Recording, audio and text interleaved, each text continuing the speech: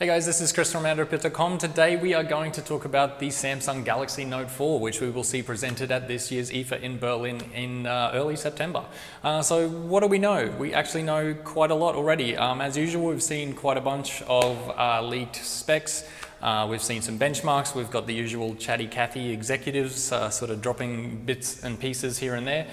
So let's take you through what we think we know, what we think we know for certain, and what we're kind of hoping we'll see in this year's Note. So first things first, display. We have traditionally seen a 0.2 inch of an increase every year. The existing Note 3 has a 5.7 inch, so maybe a 5.9, but keep in mind we're expecting to see a curved OLED display, which will wrap around the edges of the display, so we'll actually be able to read notifications and interact with the interface through the edges of the phone, which is pretty exciting stuff. So perhaps we'll stick with a 5.7 on the front. Maybe we will see two versions. We'll see a flat version and one with the curved version for more niche markets. The resolution will be pretty decent. It's going to be Quad HD, the same we've seen in the LG G3 and the Oppo Find 7. So that will put it with a pixel density of 515, which is pretty good, so no problems there.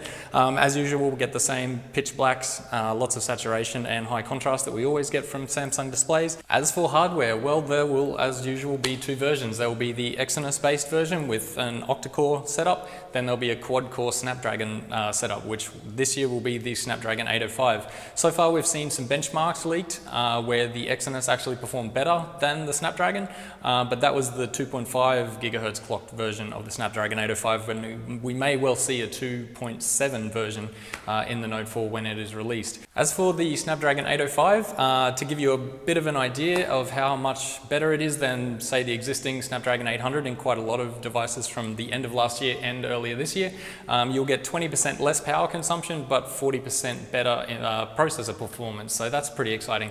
The Snapdragon will also come with the Adreno 420 GPU, which is going to be the first commercially available dynamic hardware tessellation capable graphics processor, which basically means you'll get a lot more detail with less power consumption and less memory, so that's something to look out for as well. Further on the hardware front, we will have definitely 3 gigabytes of RAM, maybe even 4. We will, of course, have a 32 gig version of internal storage with undoubtedly some micro SD expansion, as we always see with Samsung. And cameras. Okay, cameras, this is exciting. We will possibly be seeing the same camera sensor that we've had in some other flagships this year from Sony. It will be 16 megapixels more than likely. Possibly that will bump up, but we're almost guaranteed to have optical image stabilization this time around, and more than likely some extra added features that we haven't even begun to think of yet. As for Wi-Fi and data speeds, we will have Cat6 LTE, which will be 300 megabytes per second. That's double the rates that you'll be getting with Cat4 at the moment. So that's extremely good news for anyone in an area that has that kind of internet support. What else can we look for? Obviously, the SPen will be one of the defining features of the Note 4. We can look for improved SPen features, maybe a slight change to the Air Command window, but definitely we will see some amazing integrated stylus support in the software department. Speaking of software, we will undoubtedly get the new TouchWiz as well that we saw on the Galaxy S5 earlier this year, and quite possibly the latest version of Android. Depending on what gets announced at Google I/O, we may be seeing Android 5.0, whatever it will be called. Now, one of the most exciting parts of the Note 4 for me when it comes to unveiling day is what exactly the security situation is going to be like. Of course, we'll have the built-in Knox security platform, but will we see a better finger scanner? Will we see the fabled iris scanner? I don't know. Will we still get the heart rate monitor on the back? Probably. I think wearable integration is still going to be a big thing for Samsung with the Note 4 as well. Now, as we saw with the Galaxy S5, we had the fantastic ultra power saving mode with the Lucid Logic's technology that squeezes every last drop out of the battery. I expect that we will see probably something very similar in terms of capacity in the Note 4. The Note 3 is 3,200 milliamperes.